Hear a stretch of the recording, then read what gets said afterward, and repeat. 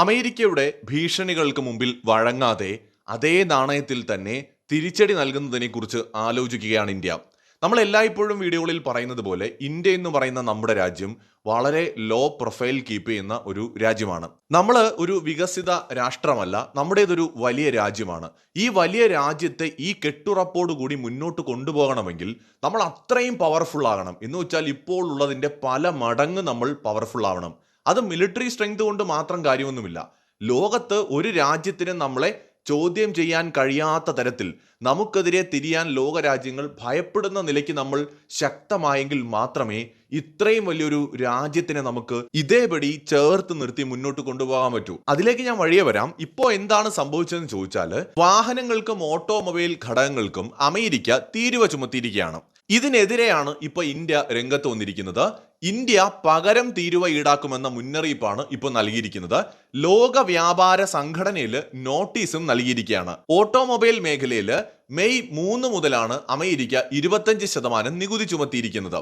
ഈ യുഎസിന്റെ അധിക തീരുവയിലൂടെ $72 കോടി ഇന്ത്യ അധികമായിട്ട് നൽകേണ്ടി വരുന്നത്.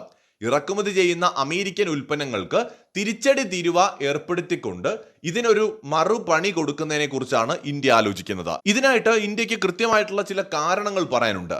ഇന്ത്യൻ ഓട്ടോമൊബൈൽ ഉൽപ്പന്നങ്ങൾക്ക് തീരുവ ചുമത്താനുള്ള അമേരിക്കയുടെ നീക്കം 1994 വ്യാപാരവും തീരുവയും സംബന്ധിച്ച പൊതു കരാറുമായിട്ട് ഒത്തുപോകുന്നതല്ല എന്നാണ് ഇന്ത്യ പറയുന്നത്. ലോക വ്യാപാര സംഘടനയെ US അറിയിച്ചിട്ടില്ല എന്നും ഇന്ത്യ ചൂണ്ടിക്കാണിക്കുന്നു. US-ഉമായിട്ടുള്ള വ്യാപാര കരാർ ചർച്ചകൾ അന്തിമ ഘട്ടത്തിലെത്തി നിൽക്കുമ്പോഴാണ് ഇത്തരത്തിലുള്ള അഭിപ്രായ വ്യത്യാസങ്ങൾ മറനീക്കി പുറത്തു വരുന്നത്. ഈ മാസം 9 മുമ്പ് അമേരിക്കയുമായിട്ട് വ്യാപാര കരാറിൽ ഒപ്പുവെച്ചില്ല എങ്കിൽ ഇന്ത്യയിൽ നിന്നുള്ള ഉൽപ്പന്നങ്ങൾക്ക് 26% നികുതി ചുമത്തുമെന്നാണ് അമേരിക്ക പറയുന്നത്. എന്ന് വെച്ചാൽ ഒരു ഡേറ്റ് അമേരിക്ക തീരുമാനിക്കുന്നു. ആ ഡേറ്റിനുള്ളിൽ നമ്മൾ അമേരിക്ക പറയുന്ന എല്ലാം അംഗീകരിച്ചുകൊണ്ട് ഒരു എഗ്രിമെന്റ് സൈൻ ചെയ്താൽ ഇന്ത്യയുമായിട്ട് വ്യാപാരം ചെയ്യാം. ഇതാണ് അമേരിക്കയുടെ ഒരു നയം എന്ന് പറയുന്നത്. അതാണ് ഇപ്പോൾ അവർ മുന്നോട്ട് വയ്ക്കുന്നത്.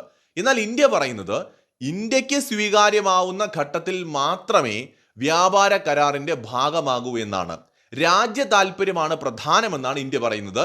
ഇന്ത്യയുടെ കേന്ദ്ര വാണിജ്യ മന്ത്രി പീയൂഷ് ഗോയൽ തന്നെ ഈ കാര്യങ്ങൾ വ്യക്തമാക്കിയിരിക്കുകയാണ്. എന്ന് വെച്ചാൽ അനാവശ്യമായിട്ട് ഇന്ത്യയുടെ മേൽ അമേരിക്ക തീരുവ ചുമത്തിയാൽ തിരിച്ചും നമുക്ക് തീരുവ ചുമത്തേണ്ടതായിട്ട് വരും, ചൈന ചെയ്ത അതേ നാണയത്തിൽ. പക്ഷെ നമ്മളിവിടെ മനസ്സിലാക്കേണ്ടത് ചൈനയുടെ തീരുവ ചുമത്തൽ ചൈനയുടെ ഒരു തെറ്റായ നീക്കം തന്നെയായിരുന്നു. കാരണം അത് അമേരിക്ക ചൈന ബന്ധത്തെ കൂടുതൽ മോശമാക്കിയിരിക്കുകയാണ്. ഇപ്പോൾ അമേരിക്കയ്ക്ക് വേറെ വഴിയില്ലാത്തത് കൊണ്ടാണ് അമേരിക്ക ചൈനയോട് രമ്യതയിൽ പോകുന്നത്. എന്നാൽ ഇത് അധികകാലം പോകാനൊന്നും പോകുന്നില്ല. അപ്പോൾ ചൈന അമേരിക്ക റിലേഷൻ കൂടുതൽ മോശമാകാനാണ് ആ ഒരു തീരുമാനം കാരണമായത്. ഇപ്പൊ ഇന്ത്യ അമേരിക്കയുടെ മേൽ തിരിച്ചും തീരുവ ചുമത്തുകയാണെങ്കിൽ ഇന്ത്യ അമേരിക്ക റിലേഷൻ തീർച്ചയായിട്ടും അത് അതിനെ ബാധിക്കും, അതിൽ തർക്കമൊന്നുമില്ല. പക്ഷെ ഇന്ത്യ എല്ലാ വഴികളും നോക്കുകയാണ്. ഒരു വഴിയും ഇല്ലാതെ വന്നാൽ അന്തിമമായിട്ട് ഇന്ത്യക്ക് അത് ചെയ്യേണ്ടി വരും. ഇവിടെ നമ്മൾ നേരത്തെ നമ്മുടെ പീയൂഷ് ഗോയൽ പറഞ്ഞതുപോലെ ഇന്ത്യയുടെ താല്പര്യങ്ങളാണല്ലോ പ്രധാനം. നമ്മുടെ താല്പര്യങ്ങൾ നമുക്ക് അവഗണിച്ചുകൊണ്ട് ഒരു രാജ്യവുമായിട്ടും സഹകരണം നമുക്ക് നടത്താൻ കഴിയില്ല. നമ്മുടെ നാട്ടിലൊക്കെ ഒരു ചൊല്ലുണ്ടല്ലോ, പൊന്നു കായ്ക്കുന്ന മരമായാലും നമ്മുടെ പുരയ്ക്ക് മീതെ അത് ചാഞ്ഞാൽ മുറിച്ചു മാറ്റേണ്ടി വരുമെന്ന്. ആ അവസ്ഥയാണിത്. അമേരിക്ക നമ്മളെ സംബന്ധിച്ചിടത്തോളം പൊന്നു കായ്ക്കുന്ന ഒരു മരമാണ്. കാരണം ഇന്ത്യയിലെ ബിസിനസ്സുകാർ ബില്യൺ കണക്കിന് US$ ഉൽപ്പന്നങ്ങളാണ് അമേരിക്കയിലോട്ട് കയറ്റുമതി ചെയ്യുന്നത്. ഇന്ത്യയുടെ ഏറ്റവും വലിയ വ്യാപാര പങ്കാളി. അപ്പൊ ആ രാജ്യം നമ്മളെ സംബന്ധിച്ചിടത്തോളം പൊന്നു കായ്ക്കുന്ന മരം തന്നെയാണ്. അവിടെ നിന്ന് നമുക്ക് ഒരുപാട് പൈസയും കിട്ടുന്നുണ്ട്. പക്ഷേ നമ്മുടെ രാജ്യത്തിന് തന്നെ ആ ഒരു മരം ഭീഷണിയായാൽ നമുക്ക് എന്ത് ചെയ്യാൻ പറ്റും? മുറിച്ചു മാറ്റേണ്ടി വരും. അവിടെ പിന്നെ നമുക്ക് റിലേഷൻസിനെ ബാധിക്കുമെന്ന് പറഞ്ഞിട്ട് നമുക്കത് ചെയ്യാതിരിക്കാൻ പറ്റില്ല. ആ ഒരു അവസ്ഥയിലേക്ക് ഇന്ത്യയെ കൊണ്ടുചെന്ന് എത്തിക്കുമോ എന്നുള്ളതാണ് ഇനി കാണേണ്ടത്. അമേരിക്കയുമായിട്ട് ഇന്ത്യ എപ്പോഴും ഒരു ഹെൽത്തി റിലേഷൻ മെയിൻറ്റെയിൻ ചെയ്യാനായിട്ട് ശ്രമിക്കുന്നുണ്ട്. നോക്കൂ, ലോകത്ത് യൂറോപ്പ് എന്ന് പറയുന്ന ഒരു ഭൂഖണ്ഡമുണ്ട്. ഇന്ത്യയുടെ അത്ര പോലും പോപ്പുലേഷൻ അവിടെ ഇല്ല. ഒരു 75 കോടി ജനങ്ങളാണുള്ളത്. പക്ഷേ എത്ര രാജ്യങ്ങളാണ് യൂറോപ്പിലെന്ന് നോക്കൂ. അവർക്ക് ഒരു രാജ്യമായിട്ട് നിൽക്കാൻ കഴിയുന്നില്ല. എന്നാൽ ഇന്ത്യയിലുള്ള അത്ര വൈവിധ്യമൊന്നും അവിടെ ഇല്ല. ഇന്ത്യയെ പോലെ വളരെ കോംപ്ലിക്കേറ്റഡ് ആയിട്ടുള്ള ഡിഫറെന്റ് ലാംഗ്വേജ് ഫാമിലി ഒന്നും അല്ല അവിടത്തേത്. പക്ഷേ എന്നിട്ടും അവർക്ക് ഒന്നിച്ച് നിൽക്കാൻ പറ്റുന്നില്ല. അതുകൊണ്ടാണ് പല രാജ്യങ്ങളായത്. ആഫ്രിക്കയുടെ കാര്യം നോക്കൂ, 125 കോടിയേ ഉള്ളൂ ജനത. പക്ഷെ ആഫ്രിക്കയ്ക്ക് ഒരു രാജ്യമായിട്ട് മാറാൻ കഴിയുന്നില്ല.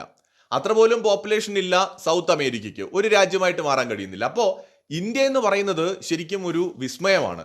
ചൈനയെ പോലെ അല്ല ഇന്ത്യ. ഇവിടെ നമ്മുടെ പ്രധാനമന്ത്രി തന്നെ പറഞ്ഞതുപോലെ 2500 പൊളിറ്റിക്കൽ പാർട്ടികളുണ്ട്. 20ഓളം പാർട്ടികളാണ് പല സ്റ്റേറ്റുകളായിട്ട് ഭരിച്ചുകൊണ്ടിരിക്കുന്നത്. 20ലധികം ഒഫീഷ്യൽ ലാംഗ്വേജുകളുണ്ട്. അതിൽ തന്നെ പല തരത്തിലുള്ള വ്യത്യാസങ്ങൾ നമുക്ക് ഇപ്പൊ നമ്മുടെ കേരളത്തിൽ തന്നെ മലയാളം തന്നെ എത്ര രീതിയിലാണ് നമ്മൾ സംസാരിക്കുന്നതെന്ന് എല്ലാവർക്കും അറിയാം. അപ്പൊ ഇങ്ങനെ ഒരുപാട് വ്യത്യാസങ്ങൾ ഇന്ത്യക്കകത്ത് തന്നെ ഉണ്ട്. അപ്പൊ ഇങ്ങനത്തെ ഒരു രാജ്യത്തെ നമുക്ക് വളരെ ഈ അച്ചടക്കത്തോടെ ഈ ഒത്തൊരുമയോടെ കൊണ്ടുപോകാന്ന് പറയുന്നത് എളുപ്പമല്ല. അതിന് മസിൽ പവറും മണി പവറും ഒക്കെ വേണം. നമ്മൾ തൽക്കാലം ശത്രുക്കളെ ഉണ്ടാക്കാതിരിക്കുകയാണ് നമ്മൾ ആദ്യം ചെയ്യേണ്ടത്. കാരണം നമ്മൾ 1947 ശേഷം സ്വാതന്ത്ര്യം നേടുകയും നമ്മൾ പതിയെ വളർന്നുകൊണ്ടിരിക്കുകയും ചെയ്യുന്ന ഒരു രാജ്യമാണ്. നമ്മുടെ ആ ഒരു വളർച്ച അതിൻ്റെ ഒരു മാക്സിമം ലെവലിൽ എത്തുന്നത് വരെയും നമ്മൾ മിണ്ടാതിരുന്നേ പറ്റൂ.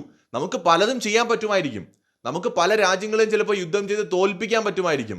പക്ഷെ അവിടെയൊക്കെ തന്നെ നമ്മൾ കൂടുതൽ ശത്രുക്കളെ ഉണ്ടാക്കുമ്പോൾ സ്വാഭാവികമായിട്ടും നമുക്കും തിരിച്ചടി ഉണ്ടാവാനുള്ള സാധ്യതയുണ്ട്. ഇപ്പം നമ്മൾ അതുകൊണ്ട് ഒരു ലോ പ്രൊഫൈൽ കീപ്പ് ചെയ്യുക, കൂടുതൽ ആയുധങ്ങൾ എടുത്ത് പ്രദർശിപ്പിക്കാതിരിക്കുക, കൂടുതൽ വെല്ലുവിളികൾ നടത്താതിരിക്കുക. ഇപ്പൊ പാകിസ്ഥാനൊക്കെ നടത്തുന്ന പോലെ വെല്ലുവിളി ഇന്ത്യ നടത്താറില്ല.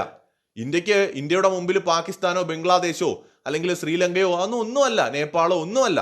നമുക്ക് ഈവൻ ചൈനയെ പോലും നമുക്ക് പേടിയില്ല എന്നുള്ളതാണ്. പക്ഷെ എന്നിട്ടും നമ്മൾ ഈ പറയുന്ന പോലെ ഒരു വലിയ വെല്ലുവിളി നടത്തിയിട്ട് വലിയ ആളാണെന്ന് കാണിക്കാത്ത എന്തെന്ന് ചോദിച്ചാൽ, നമ്മുടെ ഫസ്റ്റ് ഗോൾ എന്ന് പറയുന്നത് സ്വയം പര്യാപ്തത നേടിക്കൊണ്ട് ഒരു വികസിത രാഷ്ട്രമായിട്ട് മാറുക എന്നുള്ളതാണ്. അപ്പൊ അതാണ് ഇന്ത്യ ഫോളോ ചെയ്യുന്നൊരു കാര്യം. അപ്പൊ അതുകൊണ്ട് അവിടെ ഇന്ത്യയുമായി ശത്രുതയുള്ള ചൈനയെ പോലും കൂടുതൽ പിണക്കാതിരിക്കാനാണ് ഇന്ത്യ നോക്കുന്നത്. അപ്പോൾ അമേരിക്കയെ തീരെ പിണക്കാതിരിക്കാനാണ് നമ്മൾ നോക്കുന്നത്. പക്ഷേ US നമ്മളെ ഫോഴ്സ് ചെയ്തുകൊണ്ടിരിക്കുകയാണ്, തിരിച്ച് പണി അങ്ങോട്ട് കൊടുക്കാനായിട്ട് നമ്മളെ ഫോഴ്സ് ചെയ്യാണ്. കാരണം നമുക്ക് മുമ്പിൽ മറ്റു വഴിയില്ല എന്ന് കണ്ടു കഴിഞ്ഞാൽ അതിപ്പോൾ അമേരിക്ക ആയാലും നമ്മൾ റിയാക്ട് ചെയ്യും. ഒരുപക്ഷെ അങ്ങനെയായിരിക്കും ഇവിടെയും സംഭവിക്കാൻ പോവുക. എന്തായാലും അത്തരം ഒരു സാഹചര്യം വരാതിരിക്കട്ടെ. US റിലേഷൻ മോശമാവുന്നത് തീർച്ചയായിട്ടും നമുക്ക് അത്ര നല്ലതല്ല. അപ്പം അതുകൊണ്ട് അങ്ങനെ ഒരു സിറ്റുവേഷൻ ഉണ്ടാകാതിരിക്കട്ടെ എന്ന് മാത്രമേ കരുതാൻ കഴിയൂ. എന്ന് പറഞ്ഞ് രാജ്യത്തിന്റെ അഭിമാനം ഒരു സായിപ്പിന്റെ മുമ്പിലും പണയപ്പെടുത്താനും നമ്മുടെ രാജ്യത്തിന് കഴിയില്ല. അപ്പോൾ അങ്ങനത്തെ ഒരു സിറ്റുവേഷനിൽ നമ്മൾ എത്തി നിൽക്കുകയാണ്. ഇന്ത്യ വ്യക്തമായി പറഞ്ഞു, കേന്ദ്രമന്ത്രി പറഞ്ഞു എന്ന് പറഞ്ഞു കഴിഞ്ഞാൽ അതിനപ്പുറം പിന്നെ ഒന്നുമില്ല. കേന്ദ്രമന്ത്രി പറഞ്ഞു നമ്മുടെ രാജ്യ താല്പര്യങ്ങൾക്ക് അനുയോജ്യമായ രീതിയിൽ ഒരു കരാർ വന്നാലേ നമുക്ക് സൈൻ ചെയ്യാൻ പറ്റൂ. അല്ല നിങ്ങൾ 9-ാം തീയതി അല്ലെങ്കിൽ 10-ാം തീയതി ലാസ്റ്റ് ഡേറ്റ് ആണെന്ന് പറഞ്ഞാൽ ഇന്ത്യ അതിന് കിട്ടില്ല ഒപ്പിടാൻ. പോയി പണി നോക്കുന്നതാണ് ഇന്ത്യ പറഞ്ഞിരിക്കുന്നത്. അപ്പോൾ ഇതാണ് ഇപ്പോൾ സംഭവിച്ചിരിക്കുന്നത്. മറ്റൊരു വീഡിയോയുമായി വീണ്ടും വരാം.